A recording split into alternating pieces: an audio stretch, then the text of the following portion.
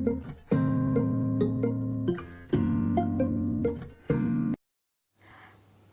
Everyone, welcome to my channel secret brains. आज इस video में हम जिसका शॉर्ट फॉर्म है NEP को समझने वाले हैं, नेशनल एजुकेशन पॉलिसी 2020 की। हम उसको आज समझने वाले हैं, जो कि किसी भी स्टूडेंट के लिए बहुत ही इम्पॉर्टेंट एक तरीके से देखा जाए तो टॉपिक है ये, क्योंकि आने वाले टाइम में हर एक स्टूडेंट के साथ ये पॉलिसी चलने वाली है। सारे जितने भी एजुकेशन सिस्टम होगा इन्हीं पॉलिसी के बेसिस पर चलने वाला है। सो इस वीडियो में हम जितने भी इम्पॉर्टेंट पॉइंट्स हैं उनको हम कवर करने वाले हैं। तो स्टार्ट करते हैं।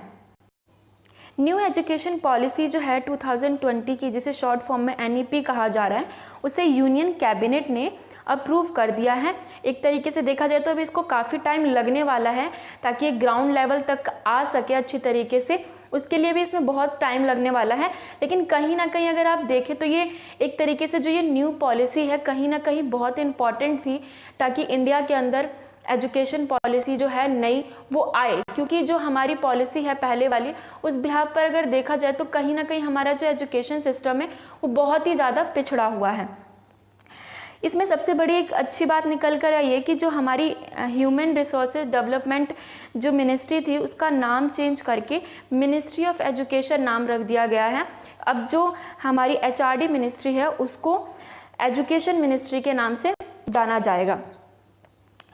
थर्ड पॉइंट है यहाँ पर 2014 का जो जनरल इलेक्शन था, जिसमें BJP ने अपने मैनिफेस्टो लोगों के सामने रखा था। उसके अंदर गवर्नमेंट ने ये प्रॉमिस किया था कि अगर उनकी गवर्नमेंट आती है तो वो नेशनल एजुकेशन पॉलिसी इम्प्लीमेंट करेंगे इंडिया के अंदर। बट 2014 से कहीं ना कहीं देरी हुई है, लेकिन अब फाइनली 2020 में न्यू एजुकेशन पॉलिसी आ चुकी है। जो इन्होंने मैनिफेस्टो में कहा था उसको अब ये ला चुके हैं।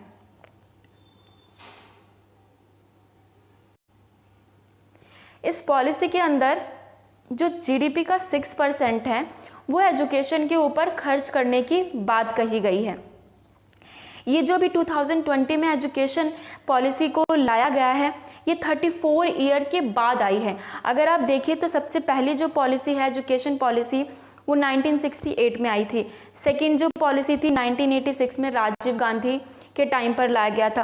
थर्ड पॉलिसी जो है 2020 में आई है, 34 ईयर्स बाद। आप देख सकते हैं कितना ज़्यादा इसके बीच में गैप है। 34 ईयर लग गए एक नई एजुकेशन पॉलिसी को आने के लिए, क्योंकि कहीं ना कहीं अगर देखा जाए तो एजुकेशन ही ऐसा माध्यम होता है जिसकी वजह से जो यूथ होते हैं कंट्री के वो आगे बढ़ते हैं और काम करते हैं उस बिहाफ पर। लेकिन हमारा एजुकेशन सिस्टम अगर आप देखें तो कहीं ना कहीं एक तरीके से पिछड़ा हुआ है वो, और जिसको आगे बढ़ाना बहुत ही ज़्यादा इम्पॉर्टेंट था। अब थोड़ा हम इसके पास्ट के बारे में जान लेते हैं। जो ये एजुकेशन पॉलिसी थी, इसके थोड़े से पास्ट के बारे में जान लेते हैं। 1964 में एक कोठारी कमेटी बनाई गई थी, जिसमें ये बोला गया था कि जो 6% जो GDP का होगा वो एजुकेशन को दिया जाएगा, एजुकेशन के ऊपर खर्च किया जाएगा। लेकिन अगर आप 1964 से अब तक 2020 तक देखें तो अभी तक एक बार भी 6% GDP का खर्च एजुकेशन के ऊपर नहीं किया गया है। तो कोठारी कमेटी ने ये रिकमेंड किया था कि 6% जो GDP का है वो एजुकेशन के ऊपर खर्च किया जाए, बट अभी तक ऐसा एक बार भी नहीं हुआ इंडिया के अंदर। इंडिया ने अगर कभी भी खर्च किया हो तो अपना सबसे ज़्यादा वो होगा 3% GDP का खर्च किया होगा, इससे ज़्यादा नहीं किया होगा। 2%, 1% यहीं तक ही इनका एक ग्राउंड रहा है, इससे आगे नहीं बढ़े। लेकिन अब 1947 से अब तक देखें तो इंडिया ने कहीं ना कहीं अपने आप को बहुत अच्छी तरीके से, एक तरीके से देखा जाए तो बहुत अच्छे से ग्रोथ किया है। कहीं ना कहीं हमारा एजुकेशन सिस्टम जो पीछे रह रहा था अब वो आगे बढ़ेगा इस एजुकेशन पॉलिसी के तहत। ऐसी कंट्रीज देख लेते हैं जो अपने GDP का अच्छा खासा परसेंटेज एजुकेशन पर खर्च करते हैं। तो सबसे पहला यहाँ पर नॉर्वे है, जो अपने GDP का 6.4% एजुकेशन पर खर्च करता है। UK जो है 6.2% खर्च करता है और US 6.1 खर्च करता है। सो अब ये तो हो गई कुछ बेसिक बात जो समझना बहुत ज़रूरी था एजुकेशन पॉलिसी को लेकर। अब हम आगे बढ़ते हैं। नाउ अब हम नेशनल एजुकेशन पॉलिसी के कुछ हाइलाइट्स देखेंगे जो बहुत ही इंपॉर्टेंट टॉपिक है। हालांकि इसमें बहुत सारी बातें कही हैं, लेकिन हमारे लिए जो इम्पॉर्टेंट है मैंने उसमें पॉइंट्स के थ्रू आपको समझाने की कोशिश करी है। आई होप आपको समझ आएगा। तो सबसे पहला पॉइंट है यहाँ पर जो है 10+2 को रिप्लेस कर 5+3+3+4 कर दिया गया। अब ये 5+3+3+4 क्या है, इसके अंदर ये है कि 5 जो है इसमें 5 क्लासेस को डिवाइड कर दिया है, 3 में 3 क्लासेस को डिवाइड कर दिया है और 3 में 3 एंड 4 में 4 क्लासेस को डिवाइड कर दिया है। अब पहले क्या था, 10+2 था, 10 तक आप पास करते थे, 10th क्लास तक पास करते थे, प्लस 12th हो जाता था उसके अंदर 2 लग के। तो अब यहाँ पर है, हम एक एक करके 5 को समझते हैं। पहले 5 है यहाँ पर PN, NC, KG first and second, इनमें 5 क्लासेस को लिया गया है। अगर आप इस एजुकेशन पॉलिसी से देखें तो अब तक जो छोटे बच्चे थे वो पहले आंगनबाड़ी में जाते थे या फिर किसी किड्स स्कूल में जाते थे, तो वहाँ पर अपना बेस डेवलप करते थे। और फर्स्ट सेकंड क्लास जो होती थी काफ़ी सारे बच्चों को वहाँ पर इतने बड़े बड़े बैग्स के साथ स्कूल में जाना पड़ता था। तो कहीं ना कहीं अगर आप देखें तो यहाँ पर जो गवर्नमेंट है उसने जो बैगों का जो बोझ है, एक तरीके से जो बर्डन है, उसको कम करने का कोशिश किया है। तो जो ये 5 क्लासेस होंगी इसके अंदर बच्चों को ये फाउंडेशन स्टेज माना जाएगा और इसके अंदर बच्चों को स्टडी कराई जाएगी गेम्स के साथ। उन्हें गेम खिला कर पढ़ाया जाएगा, क्योंकि जो छोटे बच्चे होते हैं उनके अंदर जो सीखने की जो एक क्षमता होती है वो बहुत ज़्यादा होती है, इसीलिए ये लागू किया गया। थर्ड है यहाँ पर, थर्ड के अंदर 3, 4, 5 क्लासेस को लिया गया है, जिसके अंदर आपको बेसिक सिखाई जाएंगी मैथ के, साइंस के और ह्यूमैनिटीज़ के। राइट, आई होप आपको समझ आ रहा होगा। नेक्स्ट 3 है, उसको यहाँ पर 6th, 7th, 8th क्लास में डिवाइड कर दिया गया है, जहाँ पर स्किल डेवलपमेंट के ऊपर बहुत ज़्यादा ध्यान देने वाले हैं नए पॉलिसी के अंदर, जिसके अंदर आपको कंप्यूटर सिखाया जाएगा, कोडिंग सिखाया जाएगा, ऐप सिखाया जाएगा और आपको इंटर्नशिप के लिए भी किसी कंपनी में, अगर आप किसी कंपनी में इंटर्नशिप करना चाहते हैं तो उसके अंदर आपको भेजा जाएगा। तो यहाँ पर गवर्नमेंट ने टाइम को बचाने के एक तरीके से कोशिश करी है कि अगर आपको 6th, 7th, 8th में अगर आपका स्किल डेवलपमेंट हो जाता है, आपको पता चल जाता है कि मुझे क्या करना है, तो आप उसमें अपना थोड़ा सा इनपुट देके कर सकते हैं। नाउ अब यहाँ पर 4th है, क्लास 9, 10th, 11th, 12th।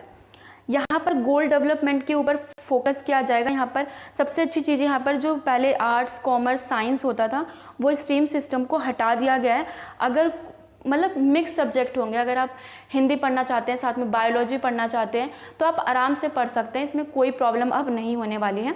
अगर आप पहले देखें तो अगर कोई बच्चा आर्ट्स ले रहा है तो अगर वो चाहे भी, उसका इंटरेस्ट भी है बायोलॉजी में, तो वो नहीं पढ़ सकता था, फिजिक्स नहीं पढ़ सकता था, उसके लिए उसे साइंस लेनी पड़ती थी और अच्छे मार्क्स लाने पड़ते थे।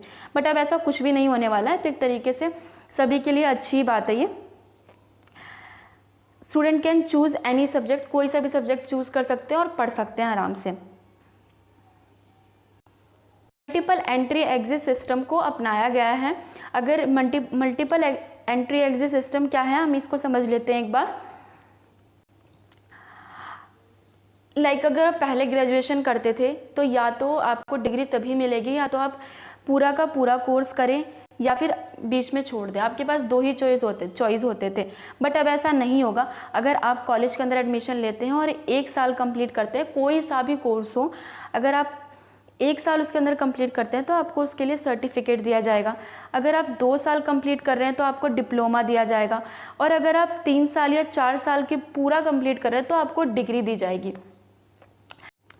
जो कंपल्शन ऑफ इंग्लिश था वो हटा दिया गया है, लेकिन क्लास 5th तक अगर कोई बच्चा क्लास 5th तक अपने मदर टंग में पढ़ना चाहता है, अगर मराठी, हिंदी, इंग्लिश किसी भी सब्जेक्ट में पढ़ना चाहता है तो वो क्लास 5th तक आराम से पढ़ सकता है। अब ऐसा बिल्कुल भी नहीं होगा कि इंग्लिश आपके ऊपर थोपा जाएगा, लेकिन क्लास 5th तक। CBSE सिस्टम को अप्लाई किया जाएगा हर स्टेट के अंदर। अगर देखें तो हर स्टेट का अपना अलग अलग बोर्ड होता है। दिल्ली का जिस तरीके से CBSE बोर्ड है, उसी तरीके से दिल्ली में जो बच्चे पढ़ते थे CBSE बोर्ड से, उनके अंदर ये रहता है कि हमने CBSE से पढ़ा है। इसीलिए इन सारे सिस्टम को हटा के जितने भी स्टेट हैं उनके अंदर CBSE सिस्टम को लागू किया जाएगा। किसी का भी अपना अलग बोर्ड नहीं होगा। ये एक तरीके देखा जाए तो इक्वालिटी के लिए लाया जा रहा है। फॉर कॉलेज एडमिशन्स के लिए क्या होगा, एप्टीट्यूड एग्ज़ाम्स कंडक्ट किए जाएंगे। जो एप्टीट्यूड एग्ज़ाम्स होंगे उनके मार्क्स को आपके, अगर आपके कम मार्क्स हैं तो उसके अंदर ऐड ऑन करके आपके मार्क्स को बूस्ट कर दिया जाएगा, ताकि आप आराम से एडमिशन्स किसी भी कॉलेज में, अपने पसंद के कॉलेज में एडमिशन्स ले सकें। अब कॉलेज में एडमिशन्स लेने के लिए कॉमन एंट्रेंस एग्ज़ाम लिए जाएंगे, उसी के बिहाफ पर ही आपको कॉलेज के अंदर एडमिशन्स दिए जाएंगे। ऐसा नहीं होगा कि अगर आपके 12th में कम मार्क्स आए तो आपको एडमिशन नहीं मिलेगा। आप अपना कॉमन एंट्रेंस एग्ज़ाम देकर कॉलेज के अंदर एडमिशन्स ले सकते हैं।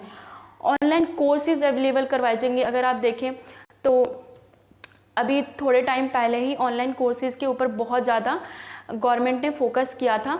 इसके लिए काफ़ी सारे प्लेटफॉर्म भी तैयार कर रखे हैं, तो उसी के साथ ही ऑनलाइन कोर्सेज पर भी बहुत ज़्यादा ध्यान दिया जाएगा। एथिक्स के ऊपर बहुत ज़्यादा ध्यान दिया जाएगा। आजकल के जो स्टूडेंट्स हैं उनके अंदर एथिक्स की बहुत ज़्यादा कमी हो जाती है। पढ़ तो लेते हैं, रटी रटाई चीज़ तो पढ़ लेते हैं, लेकिन उनके अंदर एथिक्स की बहुत ज़्यादा कमी होती है। इसीलिए साथ के साथ ही एथिक्स पढ़ाई जाएंगी, क्या चीज़ गलत है, क्या चीज़ बुरी है। ये सारी चीज़ें हम गवर्नमेंट का अगर ये इनिशिएटिव देखें तो एक तरीके से बहुत ज़्यादा इंपॉर्टेंट है ये सारे के सारे पॉलिसी को चेंज करना, क्योंकि जो हमारी एजुकेशन पॉलिसी थी वो कहीं ना कहीं बहुत ही पुरानी पॉलिसी हो चुकी थी। तो इसको एक तरीके से बदलना बहुत ज़्यादा ज़रूरी था, जो अब ये हो चुका है। इससे क्या होगा, एम्प्लॉयमेंट बढ़ेगा, लोगों को रोज़गार मिलेगा। इससे बहुत सारे रोज़गार के अगर देखें तो माध्यम खुल चुके हैं इससे।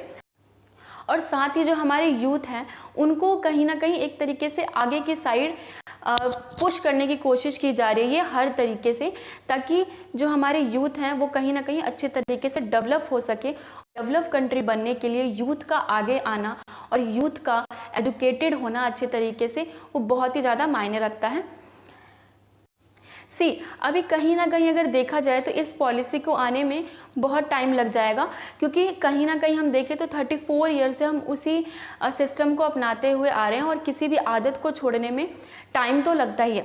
उसी तरीके से इसे ग्राउंड लेवल तक अभी आने में बहुत टाइम लगेगा और अभी गवर्नमेंट को इसके अंदर कई सारे चेंजेस भी करने पड़ेंगे। एक तरीके से देखा जाए तो एक ड्राफ्ट तैयार किया गया है और जो भी नई चीज़ें आती जाएंगी मैं आपको अपडेट कर दूंगी, जो आपके एग्ज़ाम के लिहाज से बहुत ही इंपॉर्टेंट हो। Thanks for watching my video. I hope आपको मेरी वीडियो अच्छी लगी हो। आई होप आपको जो मैंने समझाया वो समझ आया हो।